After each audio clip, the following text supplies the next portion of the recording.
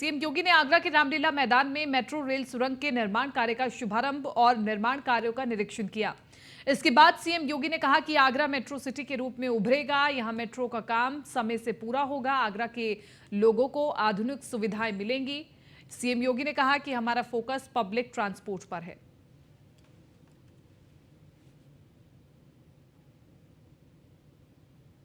2 corridor विकसित यहां पर पहले से करने का इसके लिए स्वीकृति दी गई है, जो 29 किलोमीटर 400 मीटर लंबा है। प्रायोरिटी कॉरिडोर के कार्य पर युद्ध स्तर पर कार्य चल रहा है। सुरक्षा के सभी मानकों को पूरा किया जा रहा है और आज यहां पर टनल निर्माण के कार्यक्रम का भी हमने शुभारंभ किया है सभी जनप्रतिनिधियों की उपस्थिति में। युद्ध स्तर पर एक कार्यक्रम हमारे आगे बढ़ेंगे और आने वाले समय में आगरा एक मेट्रो सिटी के रूप में पब्लिक ट्रांसपोर्ट की अत्याधुनिक सुविधाओं से युक्त, पर्यावरण के सभी मानकों को पूरा करते हुए यहां पर अत्याधुनिक पब्लिक ट्रांसपोर्ट की सुविधा यहां के नागरिकों को, आने वाले पर्यटकों को उपलब्ध कराने में सफल होगा। आदरणीय प्रधानमंत्री जी का और भारत सरकार का, जिन्होंने आगरा मेट्रो के लिए अपना सकारात्मक योगदान दिया है और ये तेजी के साथ आगे बढ़ रहा है। उत्तर प्रदेश मेट्रो कॉरपोरेशन और आगरा मेट्रो से जुड़े हुए सभी अधिकारी और कर्मचारी पूरी प्रतिबद्धता के साथ, पूरी ईमानदारी के साथ इस कार्यक्रम को आगे बढ़ा रहे हैं। इस समयबद्ध ढंग से इस कार्य को पूरा करते हुए समय से पहले इस कार्य को करेंगे, क्योंकि इससे पहले उत्तर प्रदेश मेट्रो कॉरपोरेशन के नाम से अनेक उपलब्धियां हासिल हुई हैं। इस कार्य को भी हम उसी तरीके से आगे बढ़ाने में सफल होंगे। आजादी के अमृत काल के प्रथम वर्ष में यह उपलब्धि भारत के लिए वैश्विक मंच पर अपने सामर्थ्य को, अपनी सक्षमता को प्रदर्शित करने का एक अवसर प्राप्त हो रहा है। 3 समिट आगरा में होनी है, एक 10, 11, 12 और 13 को यहां पर आयोजित होगी। फिर अगस्त माह में 2 समिट यहां आयोजित होने हैं। 4 सिटी जो इसके लिए चयनित किए गए हैं उत्तर प्रदेश में, उसमें वाराणसी में, लखनऊ में और गौतम बुद्ध नगर में मिलाकर के कुल 11 समिट उत्तर प्रदेश के अंदर होंगे। उत्तर प्रदेश इसके लिए पूरी तरह तैयार है। वसुधैव कुटुंबकम के पवित्र भाव के साथ one earth, one family, one future, इस पवित्र भारतीय मनीषा के भावों को हम लोग आगे बढ़ाते हुए अतिथि देवो भव की उत्कृष्ट भावना का परिचय इस अवसर पर देंगे, मुझे पूरा विश्वास है। और वहीं इससे पहले सीएम योगी मथुरा की जीएलए विश्वविद्यालय के दीक्षांत समारोह में बतौर मुख्य अतिथि शामिल हुए। सीएम योगी ने जीएलए विश्वविद्यालय के 11वें दीक्षांत समारोह में उपाधि प्रदान की और इस मौके पर उन्होंने कहा कि भारत में गुरुकुल शिक्षा की परंपरा बेहद पुरानी है और दीक्षांत समारोह उसी से जुड़ा हुआ है। योगी ने कहा कि हमारी सरकार ने राष्ट्रीय शिक्षा नीति को यूपी में पूरी तरह लागू करने का फैसला किया है। इससे कौशल विकास के साथ रोजगार के मौके भी पैदा होंगे। ये आज के समय की जरूरत है। हमारे चिंतक डॉक्टर राम मनोहर लोहिया की रचनाओं को देखता हूं। डॉक्टर राम मनोहर लोहिया एक समाजवादी चिंतक थे।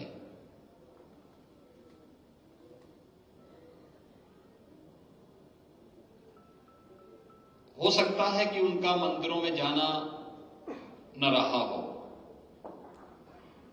लेकिन जब उनसे एक बार पूछा गया कि भारत की एकता, इसकी एकात्मता और अखंडता के आधार बिंदु क्या है, उन्होंने इस पे विस्तार से लिखा भी है।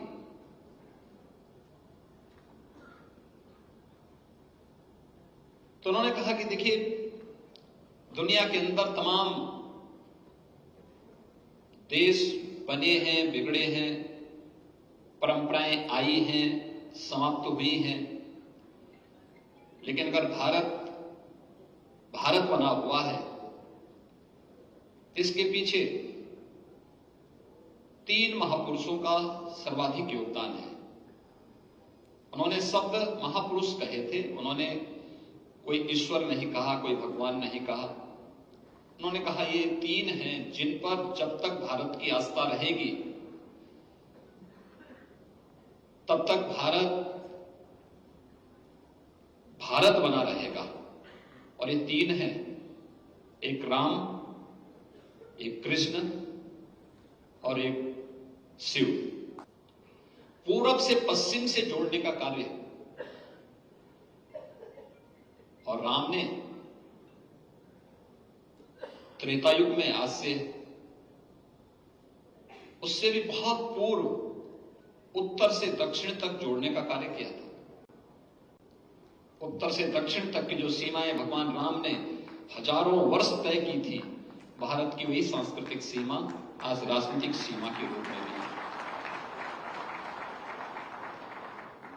12 ज्योतिर्लिंगों के माध्यम से पूरे भारत को एकता के सूत्र में जोड़ने के कार्य भगवान शिव के द्वारा अलग अलग स्थलों पर जिस श्रद्धा भाव के साथ भगवान शिव के प्रति भारत की आस्था आज भी जुड़ी हुई है। आज देश के यशस्वी प्रधानमंत्री जी ने कोरोना कालखंड में राष्ट्रीय शिक्षा नीति देश के नौजवानों के उज्जवल भविष्य को ध्यान में रख करके बनाई है।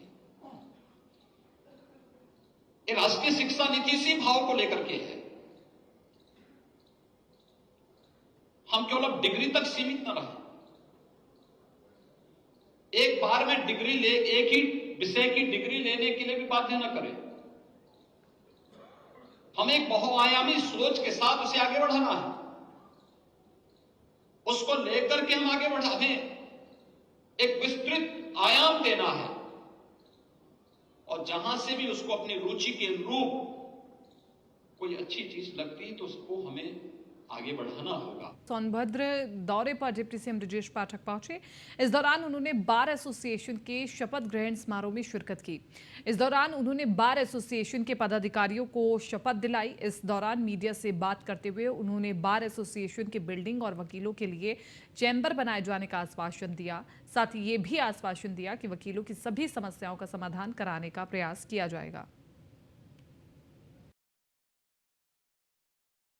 हमने पदाधिकारियों को, जिला अध्यक्ष जी को शपथ ग्रहण कराया है और वकीलों को भरोसा दिलाया है कि उनके हर संघर्ष में हम उनके साथ रहेंगे। जिला कचहरी का बात उन्होंने उठाया था। जनपद न्यायालय बेहतर बनेगा, इसके लिए हम 9 तारीख को जाकर के माननीय मुख्यमंत्री से बात करके शीघ्र जिला न्यायालय बनाने का काम करेंगे। साथ में सभी अधिवक्ताओं के उनके चैम्बर भी बनेंगे। जो दिक्कतें हैं इसीलिए हम आए हैं, यहाँ प्रवास करेंगे और स्वास्थ्य विभाग की सारी दिक्कतों को दूर करेंगे। डॉक्टरों की, दवाइयों की, उपकरणों की सारी समस्याओं का हम बिंदुवार समीक्षा करेंगे। समाजवादी पार्टी के नेता स्वामी प्रसाद मौर्य ने संघ प्रमुख मोहन भागवत के बयान पर प्रतिक्रिया दी। दरअसल मोहन भागवत ने कहा था कि जाति व्यवस्था भगवान ने नहीं ब्राह्मणों ने बनाई है। वहीं भागवत के इस बयान पर स्वामी प्रसाद मौर्य ने कहा है कि जो लोग मुझे धमकी देते थे वो अब भागवत के बयान पर कुछ नहीं बोल रहे।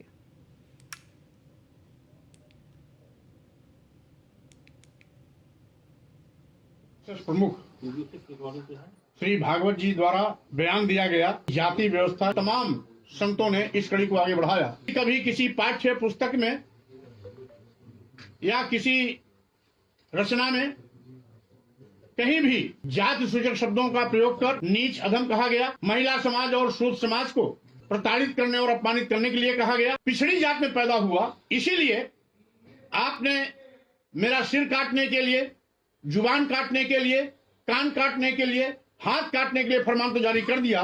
क्या आपके अंदर हिम्मत है कि आरएसएस प्रमुख भागवत जी के भी सिर, जीभ काटने की हिम्मत कर सकेंगे?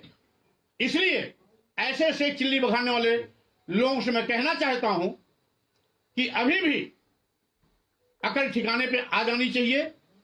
हमने आपको अपशब्द नहीं कहे, आपका अपमान नहीं किया। वहीं आजाद समाज पार्टी के राष्ट्रीय अध्यक्ष चंद्रशेखर रावण ने भी मोहन भागवत के बयान पर हमला बोला है। इसी पर चंद्रशेखर ने कहा कि मोहन भागवत को ऐसा स्टेटमेंट इसलिए देने की जरूरत पड़ी क्योंकि अब दलित जागरूक और शिक्षित हो चुका है। इसलिए आज से पहले संघ के किसी प्रमुख ने कभी ये बयान नहीं दिया था कि जातियां ब्राह्मण ने बनाई हैं। मोहन भागवत जी ने जो कहा है, आज हमें समझना चाहिए कि मोहन भागवत जी ने कहीं ऐसा तो नहीं कि अपनी जिम्मेदारी किसी और के ऊपर उतारने का प्रयास किया। उन्होंने कहा कि भाई जो जाति व्यवस्था बनाई वो ब्राह्मणों ने बनाई, तो जाति का ऊंच नीच अगर वो ब्राह्मणों के ऊपर छोड़ रहे हैं, तो अगर इतने लंबे समय उनकी सरकार थी, इसको बदलने के लिए उन्होंने क्या प्रयास किया?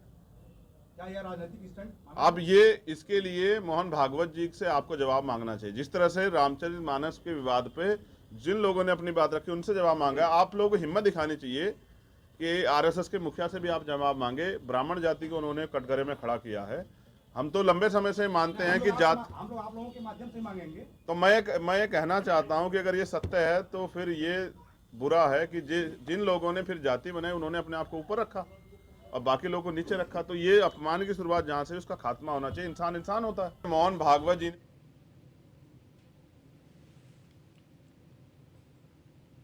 चलिए आगे बढ़ रहे हैं। बलरामपुर में आबकारी मंत्री नितिन अग्रवाल ने कहा कि रामचरितमानस का मुद्दा विकास से ध्यान भटकाने का प्रयास है। उन्होंने कहा कि सपा का विकास कार्यों से कोई सरोकार नहीं है। हमारी सरकार विकास के मुद्दे पर कार्य कर रही है। हमारी पार्टी इन मुद्दों की घोर निंदा करती है। मंत्री नितिन अग्रवाल ने कहा कि सरकार ने गन्ना किसानों का 1,90,000 करोड़ का भुगतान कराया है। गन्ना किसानों के शोषण की शिकायत मिलने पर कड़ी कार्रवाई होगी।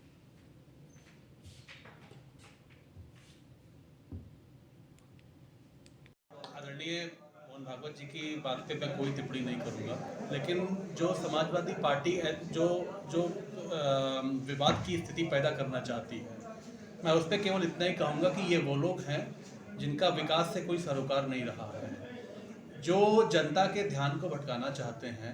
हमारी सरकार जो विकास के काम कर रही है और जो अभी हाल ही में होने वाले इन्वेस्टर समिट के माध्यम से एक जो पॉजिटिव माहौल प्रदेश में बना है, जिस तरीके से ग्लोबल इन्वेस्टर मीट में इन्वेस्टर्स ने अपनी पहली पसंद उत्तर प्रदेश को बनाया है, इसका ध्यान भटकाने के लिए खासतौर से समाजवादी पार्टी ऐसे मुद्दों को लेकर आती है जिसकी मैं और हमारा दल ग्वालियर से 30 किलोमीटर दूर विजय राम धाम खनिता के रघुनाथ मंदिर में सनातन धर्म महासंगम का आयोजन चल रहा है और इस आयोजन में सभी शंकराचार्यों से लेकर 4 रामानुजाचार्य समेत बड़ी संख्या में साधु संत भाग ले रहे हैं और इस आयोजन में 5 फरवरी को स्वामी सर्वानंद जी ने प्रवचन दिया था।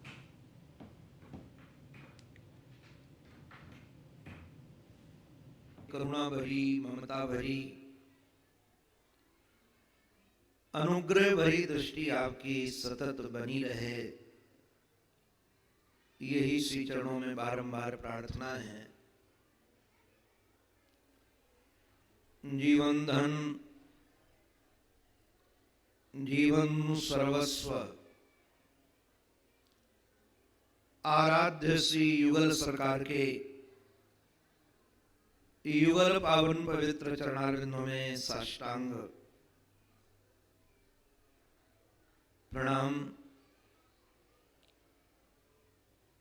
परमादरणीय प्रातस्मरणी